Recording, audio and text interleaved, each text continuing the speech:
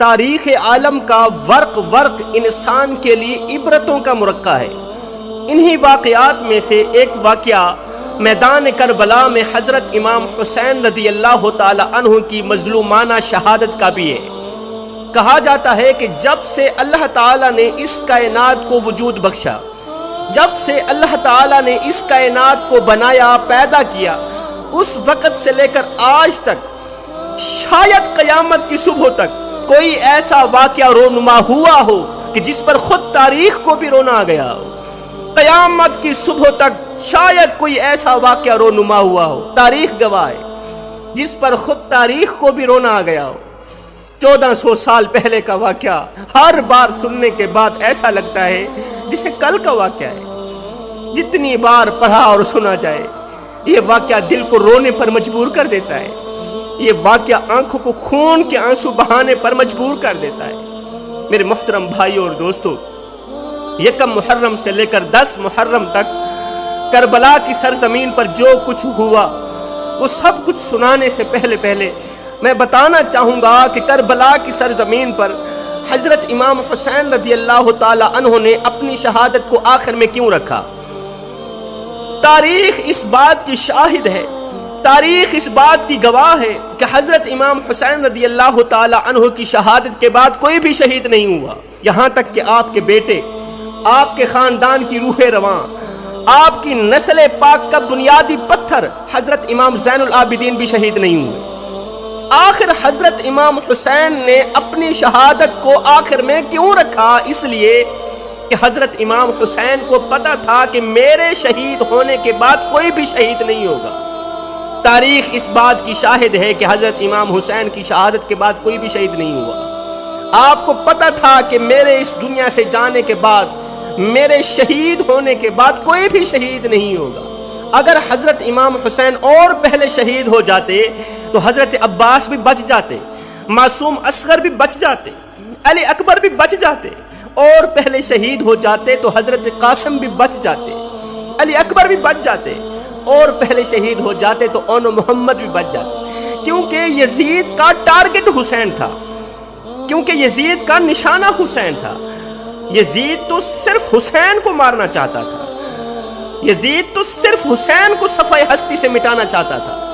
یزید لاکھوں لشکر لے کے آیا تھا، وہ سمجھتا تھا کہ میں کسی جنگل یا کسی صحرا میں حسین اور حسین کے ساتھیوں کا نام و نشان مٹا دوں گا، حسین کو صفحہ ہستی سے مٹا دوں گا، ختم کر دوں گا، حسین کو فنا کر دوں گا، پھر دنیا میں حسین کا نام لینے والا کوئی نہیں ہوگا۔ اتنا گندا کر کے ہرایا میرے پیر امام حسین نے یزید کو کہ آج 14 صدیاں بعد بھی جب ایک عاشق حسین کے ذکر کی محفل سجاتا ہے تو عش عش کر اٹھتا ہے، علل اعلان کہتا ہے، کیا کہنے میرے بادشاہ حسین تیری وسعت کے، کہ پوری کائنات کے اندر اتنے لوگ یزید کے نام پر جینے کو تیار نہیں جتنے لوگ تیرے نام پر مرنے کو تیار ہیں۔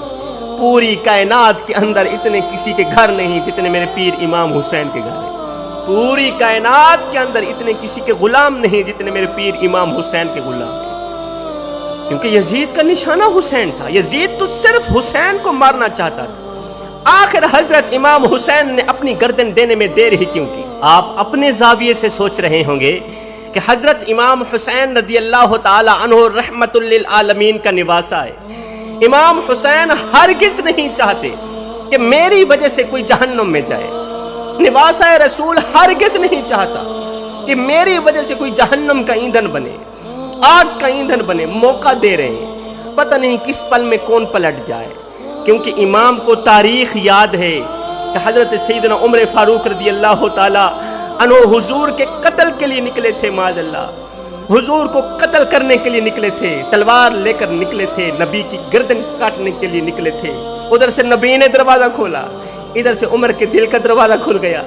جو قتل کرنے گیا تھا قتیل محبت رسول ہو گیا، جو مارنے کے لیے گیا تھا خود حضور کے قدموں پہ مرنے کے لیے تیار ہو گیا۔ کس پل میں کون پلٹ جائے، کوئی بھی لمحہ کسی کے ذہن کو بدل سکتا ہے۔ حضرت امام حسین نے خطبہ دیا، اے یزیدیو، اگر تمہاری غداری اور بے وفائی اہل بیت کے لہو سے اپنی پیاس بجھانا چاہتی ہے، اگر تمہاری تلواروں کی دھار کو مومن کا لہو چاہیے، اگر تمہارے نیزوں کی نوک کو اہل بیت کا خون چاہیے، اگر تم ہمارے خون کے پیاسے ہو تو لو، میں تمہیں قاسم دے رہا ہوں۔ اگر تم ہمارے خون کے پیاسے ہو تو لو، میں تمہیں علی اصغر دے رہا ہوں، قاسم کا شباب دے رہا ہوں، اکبر کی جوانی دے رہا ہوں۔ تمہاری تلوار کی دھار ان سے اپنی پیاس بجھا کے خاموش ہو جائے، میرے شہزادوں سے اپنی پیاس بجھا کے خاموش ہو جائے، تو پھر مجھے مارنے میں دیر مت کرنا، مجھے مارنے میں دیر مت کرنا، کیونکہ جو عباس کا قاتل ہے وہ قاتل مومن ہے، جو علی اصغر کا قاتل ہے وہ قاتل مومن ہے، جو علی اکبر کا قاتل ہے وہ قاتل مومن ہے، جو اون محمد کا قاتل ہے وہ قاتل مومن ہے۔ مگر سنو، میں حسین ہوں، میرا قاتل قاتل مومن نہیں، میرا قاتل قاتل دین ہے۔ جس نے مجھے قتل کیا اس نے خدا کے دین کو قتل کیا۔ قیامت کے دن اگر میں چاہوں تو مومنوں کے قاتلوں کو بخشوا سکتا ہوں، اگر میں چاہوں، کیونکہ میں جنت کے نوجوانوں کا سردار ہوں۔ اللہ اکبر۔ قیامت کے دن اگر میں چاہوں مومنوں کے قاتلوں کو بخشوا سکتا ہوں، مگر سنو، دین کے قاتلوں کو اللہ تعالیٰ ہرگز نہیں بخشے گا۔ اگر تم مجھے قتل کر کے دین کے قاتل بن جاؤ گے تو پھر مغفرت کے دروازے تمہارے لیے بند کر دیے جائیں گے۔ ہائے میں قربان جاؤں حسین تیرے نام پر۔ دشمن پر بھی رحمت کی نظر، دشمن پر بھی رحمت کی نظر، حق کی طرف لوٹنے کے مواقع، دشمن کو بھی اس طرح کے موقع صرف فاطمہ الزہرا کا لال ہی دے سکتا ہے۔ جوانو، اب میں تمہیں حضرت امام حسین کی شہادت کی طرف لے کے جا رہا ہوں، توجہ سے سنیے گا۔ جب حضرت امام حسین رضی اللہ تعالی عنہ نے اپنی بہن سیدہ زینب رضی اللہ تعالی عنہ سے آخری ملاقات کی، جب آپ نے اپنی بہن سے آخری ملاقات کی تو آپ کا انداز یہ تھا کہ جیسے ہی حضرت امام حسین اپنی بہن سیدہ زینب کے پاس پہنچے تو سیدہ زینب نے پہلے امام کے گلے کو چوما، پہلے اپنے ویر کے بھائی کے گلے کو چوما، پھر حسین کی زلفوں کا بوسہ لیا۔ امام حسین نے پوچھ لیا، بہن پہلے تمہاری عادت پیشانی چومنے کی تھی، پہلے جب میں تمہیں ملنے آتا تھا، ملاقات کے لیے آتا تھا، پہلے تو تم میری پیشانی چوما کرتی تھی، آج تم نے میرے گلے کو کیوں چوما، پھر میری زلفوں کا بوسہ کیوں لیا؟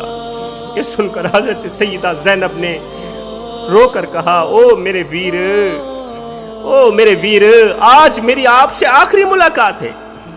میدان کربلا کی طرف سانسیں لیتے تو جائیں گے مگر لوٹ کر نہیں آئیں گے۔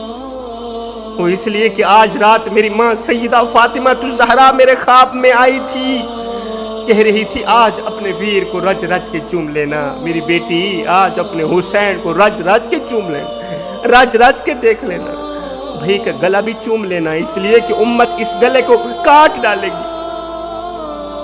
میرے بیٹے حسین کی زلفوں کا بوسہ لے لینا، کیونکہ یہ زلفیں خون سے لت پت ہو جائیں گی۔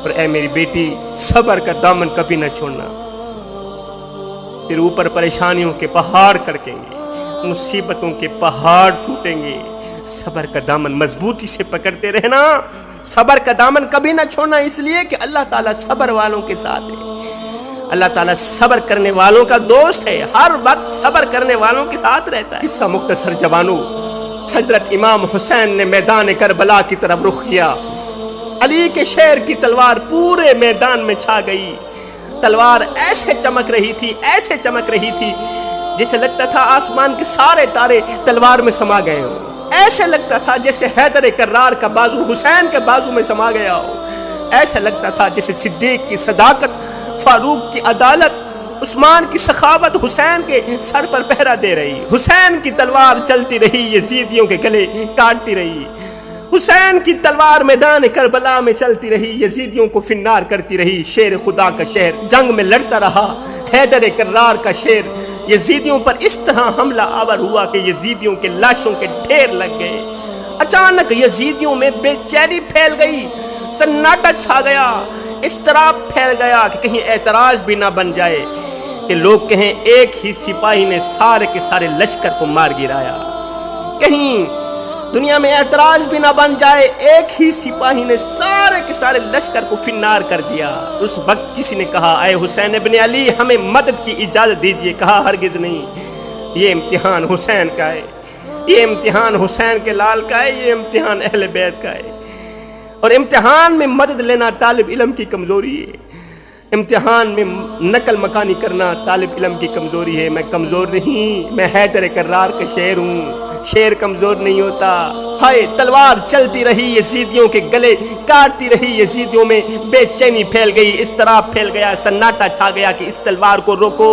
او یزیدیو، جس تلوار کو پیاس نہ روک سکی، جس تلوار کو بھوک نہ روک سکی، جس تلوار کو علی اکبر کی جوانی نہ روک سکی، جس تلوار کو علی اصغر کی پیاس نہ روک سکی، جس تلوار کو دنیا کی کوئی طاقت نہ روک سکی، جس تلوار کو موت نہ روک سکی، وہ تلوار تم سے کہاں رکتی ہے؟ اس تلوار کو بھلا کون روک سکتا ہے سائیں؟ قصہ مختصر جوانوں، حسین کی تلوار چلتی رہی، حسین کی تلوار چمکتی رہی، یزیدیوں کے گلے کاٹتی رہی، گردنیں کٹتی رہی، صفایا ہوتا رہا، دین اسلام کے دشمن صفایا ہستی سے مٹتے رہے.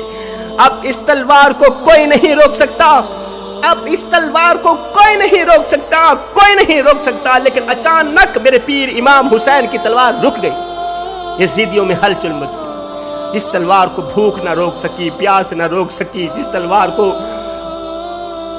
موت نہ روک سکی، جس تلوار کو علی اکبر کی جوانی نہ روک سکی، علی اصغر کی پیاس نہ روک سکی، قاسم کا لوٹا ہوا شباب نہ روک سکا، وہ تلوار اچانک کیسے رک گئی؟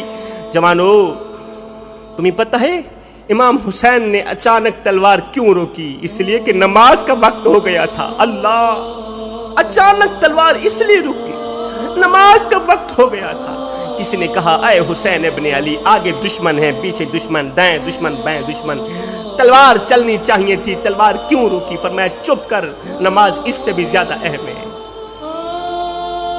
نماز اس سے بھی زیادہ اہم ہے. جوانو، تم لوگ کتنی آسانی سے نماز چھوڑ دیتے ہو.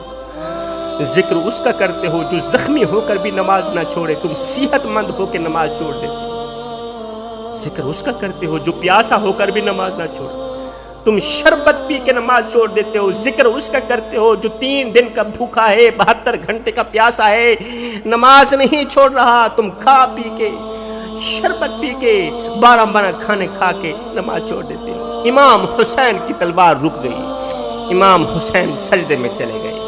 یزیدیوں نے سوچا اگر یہ نماز پڑھ کر فارغ ہوئے تو پھر ہمیں ماریں گے، پھر بجلی چمکے گی، پھر قوت حیدر کرار کا جلوہ دیکھنے کو ملے گا، پھر خیبر شکن کا بیٹا یزید شکن بن کر ابھرے گا. ظالموں نے فیصلہ کیا کہ اس سے پہلے کہ حسین نماز سے فارغ ہو، سلام پھیرے، اس سے پہلے ہی اس کا سر تن سے جدا کر دیا جائے. ایک دم زمین تھرا اٹھی، آسمان کانپ اٹھا، رونے والوں کے دل لرزنے لگے. ایک دم فرشتوں میں ہلچل مچ گئی، روح نبی کو صدمہ پہنچا، فاطمہ کا دل ٹوٹا. ایک ظالم نے عین سجدے پر حملہ کیا. اس وقت امام حسین اپنے اللہ کو یہ الفاظ کہہ رہے ہیں، عاجزانہ الفاظ کہہ رہے ہیں، مالک میں تیرے فیصلے پہ راضی ہو گیا ہوں. مالک تیری طرف سے جو دکھ آئے میں نے قبول کیے، تیری طرف سے جو غم آئے میں نے قبول کیے. میرا علی اکبر لٹ گیا، علی اصغر لٹ گیا، میں نے اپنا تن من دھن سب کچھ قربان کر دیا تیری رضا کے لیے. مالک شہید ہونے سے پہلے اتنا پوچھنا چاہتا ہوں کہ تجھے راضی کرنے کے لیے میں نے سب کچھ کیا، یہ بتا کہ تو بھی حسین پہ راضی ہوا ہے کہ نہیں؟ ایک دم زمین تھرا اٹھی، آسمان کانپ اٹھا. ایک ظالم نے تلوار اٹھائی، حملہ کیا، حسین کا سر تن سے جدا کر دیا. انا للہ و انا الیہ راجعون. جوانوں، میں سوچ میں پڑ گیا کہ امام حسین کربلا میں آئے تو شہید نہیں ہوئے، آپ خیمے میں تھے شہید نہیں ہوئے، آپ گھوڑے پر تھے پھر بھی شہید نہیں ہوئے، آپ گھوڑے سے گرے پھر بھی شہید نہیں ہوئے، آپ نماز میں شہید کیوں ہوئے؟ دراصل امام حسین ہمیں سبق دے رہے تھے کہ جو نماز کی حالت میں مرے گا وہ حسینی بن کر مرے گا.